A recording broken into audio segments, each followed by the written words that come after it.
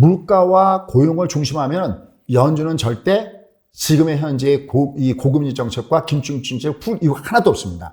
근데 최근에 악재가 호재인 곳으로 터진 게 있어요. 그게 뭐냐? 당신은 향후 미래에 어떤 종목이 된다고 생각해? 라고 저한테 그냥 한 개의 종목만, 테마만 얘기한다면 저는 네.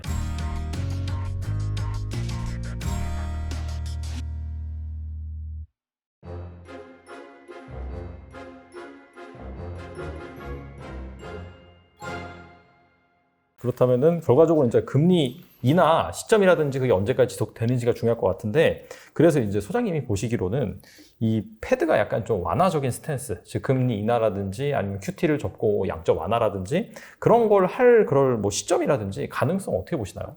그 가능성은 저는 상당히 높다라고 보고 있습니다. 개인적으로. 네.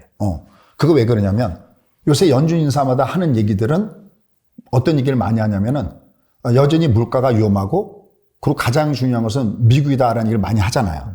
그리고 연준은 자기네가 목표로 하는, 그러니까 내가 금리를 현재 상태로 계속 올릴 것이냐 내릴 것이냐 결정할 때 두 가지를 봅니다. 하나는 인플레이, 그러니까 고용을 보는 거고, 하나는 인플레이션, 물가를 보는 거거든요. 그럼 지금 물가가 굉장히 높은데 물가가 높으니까 얘를 잡으려면 금리를 올려야 되는데, 그럼 이게 고용이 어떻게 되는 걸 봐야 되는데 지금 고용은 단단하잖아요. 그렇죠. 지금 완전 고용은 미국은 기준 보면 4.0을 기준으로 하는데 지금 3.7밖에 안 돼요. 그리고 저희가 그 촬영하기 바로 전에 졸트버그에서는 약간 고용이나 이런 인력 시장이 약간 꺾이는 거 아니냐 그랬다가 그 다음에 또 나온 거는 ADP 민간 고용 보고에서는 또 좋게 나왔다고 그러잖아요. 맞아요, 네. 그래서 제가 이제 저희 수강생한테 그런 얘기 했어요. 여러분들 당분간 고용은 그렇게 쉽게 나빠지진 않을 겁니다. 지금 이제 저희가 이제 방송하고 난 다음에 이제 또 주말에 미국 고용 나올 거 아닙니까? 고용 보고서 나오죠. 그렇죠.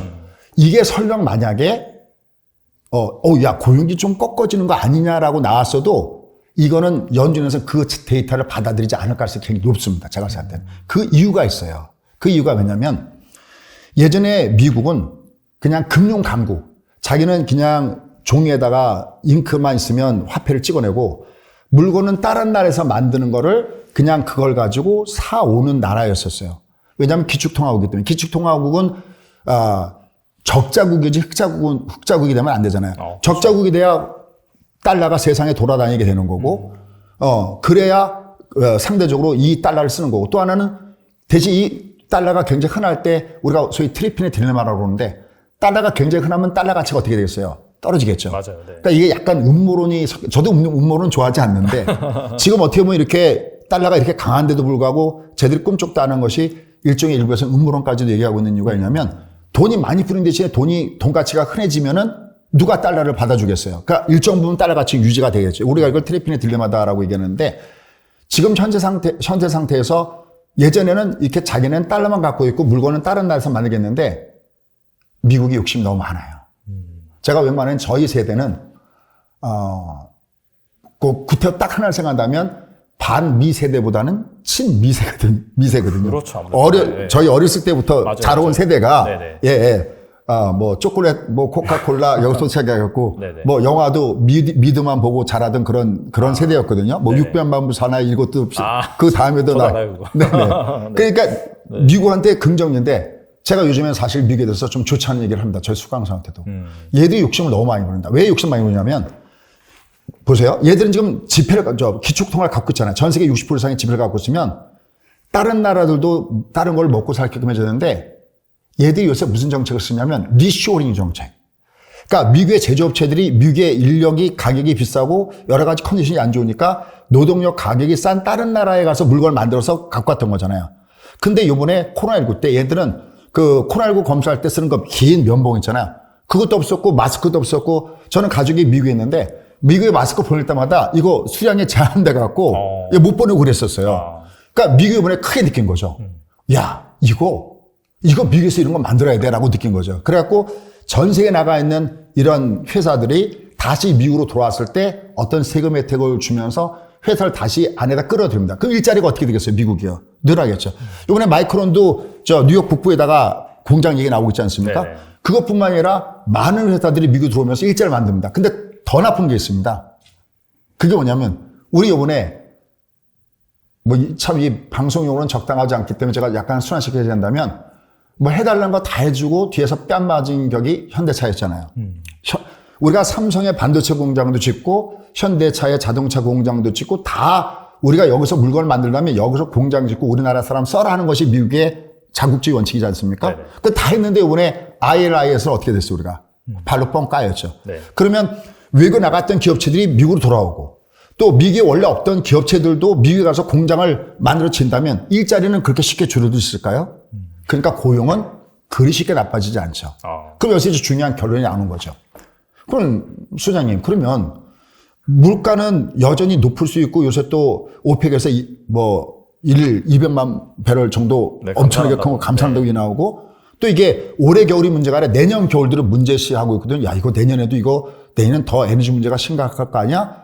그러는 상태에 만약에 이 고용이 굉장히 좋으면 미국은 계속해서 금리를 인상하고 그럴 거 아닙니까 할 때 한 가지 중요한 게 있어요. 숨은 그림. 그게 뭐냐면 표면상으로는 물가와 고용을 중심하면 연준은 절대 지금의 현재의 이 고금리 정책과 긴축 정책을 풀 이유가 하나도 없습니다. 근데 최근에 악재가 호재인 곳으로 터진 게 있어요. 그게 뭐냐? 영국 사태예요. 이번에 영국 영란은행이 갑자기 국채 매입한다고 맞아요. 나왔죠. 왜냐하면 그거 마진콜 나오는 문제 때문에 아마 달란트 투자를 보시는 분은 다 그 정도 상식일 텐데 그거 어떻게 합니까? 급히 긴급 수리에 들어갔죠. 거기다가 크레딧 스위스 같은 경우도 또 위험하다고 그랬지 않습니까? 네. 이게 뭐냐면 만약에 연준의 입장 왔을 때 이머전시라고 제가 표현하는데 비상사태. 그러니까 자기네들이 원래 하고 싶은 대로 그 짓거리를 하는 건 그건 상관이 없는데 글로벌 금융 시스템이 무너지게 되면 이건 전세가 다 무너지는 거거든요. 근데 최근에 거기에 균열이 가기 시작했어요. 그러니까 지금 현 상태에서 얘들이 조만간 이런 조치를 약간은 좀 완화하거나 거둘 가능성이 높다라고 보는 건 물론 연준 인사들은 아직까지 아니라고 하지만 그래도 주가가 미리 반영될 가능성이 있다는 것은 드디어 유엔과 IMF에서도 뭐라고 하잖아요. 글쎄요. 이런 얘기가 어떨지 모르면 그 말고 종교계 지도자분들도 한마디씀 하면 좀 도와주지 않을까라고 싶을 정도로 너무나 일방적인 독주로 가고 있고 우리가 예전에는 미국이 뭐라고 하면 마음속으로도 그래 야 우리가 미국 하는 대로 따라줘야 돼 하면서 많은 사람들이 표현을 안 했어도 아마 박수를 치고 응원했을 겁니다. 근데 이번에 하는 짓거리를 보면 누가 미국을 응원하겠어요. 자기네만 살겠다고 하는데 이런 문제가 걸려있기 때문에 지금 당장은 물론 아니지만 맞아요. 이머전시. 그러니까 고용과 물가 말고도 이머전시 문제, 글로벌 금융 위기, 이 시스템이 이미 이게 무슨 이머지 마켓에서 나타난 것도 아니고 영국이나 크레딧 스위스, 거기다가 뭐 IMF, 유엔 이런 데서 경고하고 있다면 이게 어떻게 보면 뚝이 무너질 때 조금만 균열부터 시작하듯이 이런 조짐은 조금씩 나타나는 것이 아니냐 해서 요건 저는 조심스럽게 그런 쪽으로 갈 가능성도 있다라고 좀 긍정적으로 보는 쪽입니다. 알겠습니다. 아무쪼록 좀 그런 상황이 와가지고 단기 반등이 좀 빨리 나왔으면 좋겠고 이제부터는 약간 좀 뭐 개별 섹터라든지 그런 투자 대상 관점에서 좀 여쭤보도록 하겠습니다. 태조 이방원 주식도 한때 되게 좋았다가 최근에 이 하락장에 모든 주식이 하락하다 보니까 다시 눌려있다가 최근에 다시 좀 매수세가 유입되는 듯한 흐름이 보이고 있어요. 어떻게 보시나요? 여러분들께 제가 한 가지 중요한 걸 말씀드릴게요. 아까 우리가 종합주가가 3,316에서 6월 달에 작년에 6월 달에 고점을 찍고 얘가 좀 한 1,000포인트 이상 빠졌잖아요. 여러분들이 크게 속고 있는 게 하나 있어요. 정말 속고 있는 거예요. 그래서 돈을 벌 수가 없는 겁니다. 이게 뭐냐면 종합주가 올라가다 밑으로 밀려 내려가잖아요. 그런데 종합이 내려가더라도 우리나라 주식시장이라는 것은 매일매일 상한가 종목이 나오죠. 그렇죠. 또 주도주들도 있죠. 그러니까 사람들은 이런 착각을 해요. 하락장이어도 내가 종목만 잘 고르면 내가 돈 번다. 맞아요. 죄송합니다. 이거 삐 처리 부탁합니다. 이거 아니에요. 이건 전문가들도 어려운 얘기입니다. 어렵죠. 제가 한 가지 얘기할게요. 종합주가가 내려간다는 것은 단순하게 여러분들이 종합주가가 내려간다 이렇게 하지 마시고요. 종합이 빠지는 것은 이것은 시가총액이 빠지는 거예요. 그러니까 한마디로 해서 판돈이 쉽게 해서 여기다 비해서 좀 미안합니다만 판돈이 100이라는 판돈 움직이는데 자꾸만 옆으로 10이 빠져나서 90 갖고 여기 게임하고 있고 80 갖고 게임하고 종합이 빠진다는 것은 시가총액이 빠진다는 거거든요. 그럼 시가총액이 빠지면 어떻게 되냐면 처음에는 10개 종목군 중에서 제일 약한 10등짜리가 죽겠죠. 네. 그 다음에 9등짜리, 8등짜리, 나중에 몇 등짜리 죽을까요? 5등, 3등, 2등짜리도 죽는다는 거죠. 맨 끝에 1등까지도 무너질 수 있는 거죠. 이걸 여러분이 체크하셔야 된다는 거죠. 그러면 우리는 어떻게, 아까 태조 이방원 얘기를 했는데, 얘기했느냐. 다만 이들 종목은 저는 개인적으로는 죽진 않았다고 생각해요. 왜냐하면 얘들이 같은 강한 건 강한 이유가 있고 줄 서면 줄 수 있는 이유가 있는데 가만 보죠. 태조 이방원 종목구들은 거의 다가 어떤 종목이냐면 실적이 굉장히 좋죠. 저는 얘를 그냥 한 묶음으로 한다면 김 수장 당신은 향후 미래에 어떤 종목이 된다고 생각해라고 저한테 그냥 한 개의 종목만 테마만 얘기한다면 저는 네. 세상을 바꾸는 종목이에요. 미국도 보면 세상을 바꿨던 종목이 한 번씩은 히트 쳤잖아요. 맞아요. 그래서 아마존이 세상을 바꿨고 애플이 세상을 바꿨고 네. 테슬라가 세상을 바꿨잖아요. 세상을 바꾸는 종목군의 섹터 종목군들은 좋다. 왜? 그들 종목군단들은 결국은 향후 많은 돈을 벌 수 있는 그런 가능성이 있기 때문에. 다만 여기서 조심할 건 뭐냐면 금리가 올라가는 고금리 시대에는 그냥 꿈만 갖고 있는 앞으로 좋아질 거야가 아니라 실제로 까보니까 실적이 좋아진 종목이 바로 그 종목인데 지금 말씀드렸던 뭐 태조 이방원의 이런 관련주 종목군들은 실적 호전주가 굉장히 많아요. 그러니까 이들 종목군단들은 제가 생각할 때는 특히 위에서 꺾어질 때 외부로 꺾어진 종목군단들은 다시 밑에서 올라갈 때 다시 하단에서 상단 올라갈 가능성은 굉장히 높다. 그러니까 때릴 때 때리더라도 네. 지금은 아니다. 아. 좀 많이 빠졌잖아요, 걔들도요. 맞아요. 많이 빠졌습니다. 뭐 저희도 뭘 많이 했냐면 저희도 뭐 한국항공이나 이런 그 우주항공이나 이런 것도 많이 했고 또 2차 전지 섹터도 저희가 많이 했고 로봇주 특히 왜냐하면 세상은 이제 저 미국 가니까 이 스시집에서요 로봇이 서빙하더라고요. 그래서 깜짝 놀랐는데 네. 이렇게 뭔가 세상을 바꾸는 이런 종목들 섹터 종목군단들은 그래도 얘가 올라갈 때 가장 먼저 올라갈 수 있고 하기 때문에 앞서 설명 듣도록 지금 얘기한 종목군들은 실적이 좋은 종목이니까 이런 것들은 이제 시장이 돌기 전까지는 뭐 예전에 그 자리를 차지하기는 어렵겠지만 최소한 이 하락폭에 한 반이든 어디든 올라갈 수 있으니까 그 종목은 조금 좀 관심을 갖고 보는 게 좋겠다 판단합니다. 뭐 이런 종목을 가지고 있다면은 굳이 안 팔고 내지는 뭐 여유 현금 있다라고 한다면 빠질 때 좀 사모으는 그런 전략이 괜찮겠네요. 그렇죠. 추가적으로 지금 상당히 많이 빠졌잖아요. 네, 그렇죠. 주가 지수가. 그러다 보니까 정말 시장에 싼 주식이 널려 있는데 특히나 약간 좀 주목하고 있는 종목이라든지 섹터가 있으시면 좀 말씀해 주시면 좋을 것 같습니다. 지금 아까 태주 이방원이 올라갔다가 내려갔는데 외바닥이니까 올라가는 건 맞는데 이 장이 다 허물어진 다음에 모든 것이 다 허물어진 다음에 다시 올라갈 때는 이게 주도주가 바뀌는 현상이 주시장에서 종종 있는 일입니다. 그러니까 나는 얘가 주도주일 거라고 내가 잡아놨는데 얘가 엉뚱하게 다른 종이 주도주가 돼버리고 안 가면 나는 수익을 못 보잖아요. 그래서 저는 항상 저의 수강생하고 하는 게 있어요. 2020년 3월 달에 주가가 밑바닥에서부터 종합주가가 더블 성갈 때 저희가 제1 선호 추천주는 뭐냐면 인덱스 ETF였습니다. 종합에다가 베팅을 쏜 거죠. 그러니까 장이 지금처럼 내려갈 때는 요번에도 장이 이 앞달에 2150억 갈 때 기본적으로 깔고 들어가는 것이 저희는 종합주가 ETF하고 미국은 스파를 깔고 들어갑니다. 왜냐하면 내가 들어간 종목이 안 올라가면 종합이 올라가는데 약오르잖아요. 엄청 약오르죠. 그렇죠. 그게 이거 진짜 뭐, 견디기 힘든 거예요. 그래, 제일 견디기 힘든 거죠. 예. 또 집에서도 아니 주가 이렇게 올라가는데 여보 돈 좀 줘. 아니 난 돈 못 벌었어. 아니 다른 사람 다 벌었다고 하는데 그래서 나 못 벌어. 이건 정말 문제가 크잖아요. 그래서 네. 오늘 제가 달란트 투자 여기 들문에서 또 하나의 제가 느낀 경험담은 뭐냐면 저희는 저도 그렇고 저희 수강생들은 어떠냐면 이제 장이 이렇게 허물어졌잖아요.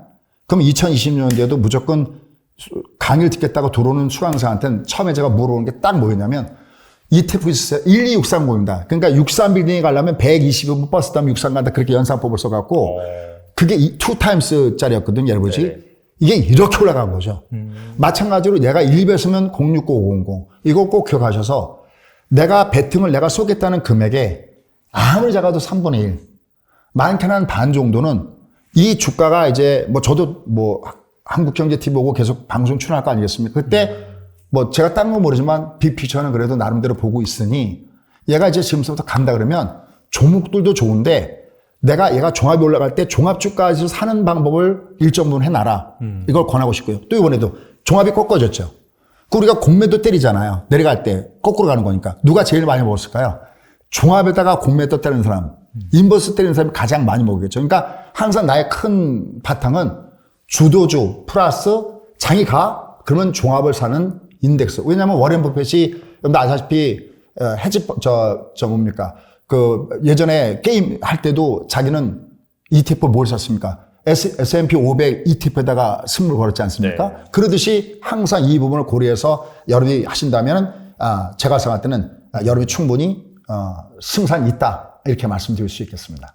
알겠습니다. 오늘 나와서 정말 좋은 말씀 많이 주셨는데 끝으로 투자자분들을 위해서 한 말씀만 부탁드립니다. 네. 자, 일단 첫 번째. 아마 이 방송을 듣는 시점에서도 뭐 주가가 올라와봤자 정말 조족지혈일 거고요. 네, 맞아요. 아마 네. 마음이 그러실 겁니다. 네. 근데 하나 철칙이 있습니다. 주가는 사이클이다. 그러니까 얘가 이렇게 산이 높았으면 골이 깊었듯이 이게 깊이 빠지면 시간의 문제이고 컨디션의 주변 조건의 문제이지 얘는 반드시 올라간다. 주가는 사이클이다. 네. 그 그림 하나만 제가 한번 볼게요. 이 그림을 네. 보시면 되겠습니다. 아무리 얘가 무더운 여름이면 누가 겨울을 생각하겠어요. 하지만 우리는 가을이 오고 겨울이 오면서 다시 추워진다는 걸 알고 있고요. 그렇죠. 그다음에 그렇게 추운 이후에는 반드시 올라간다는 걸 알고 있습니다. 그러니까 주가는 사이클. 그러니까 내가 다음에 똑같이 이런 실수하지 않으려면 주가 올라가다가 꺾어지는 변곡점의 공부와 또 얘가 내려가다가 올라가는 변곡점의 공부를 꼭 했으면 좋겠다. 그래서 제가 항상 저희 수강생한테 하는 얘기가 뭐냐면 모르고 번 돈은 내 돈이 아니다. 전 제가 처음에 직장이 LG였거든요. 30년 이전에 LG에 기획부에 있었는데 네. 그때 제가 주식 투자할 때가 80년대 후반이었어요. 그러니까 그때는 눈 감고 찍어도 올라가잖아요. 전 그때 제가 똑똑해서 돈을 번 줄 알았어요. 그 잘못된 그 부분 때문에 회사를 나와서 진짜 너무나 고생을 정말 많이 했습니다. 그때 제가 느낀 것은 시장이 중요해요. 그래서 그때부터 빅피처로 공부하기 시작한 겁니다. 그 이후부터. 네. 그러니까 내가 모르고 번 돈은 내 돈이 아니다라고 하고요. 그 다음에 내가 성공에 투자하려면은 내가 어떤 성공한 루틴을 만들어야 됩니다.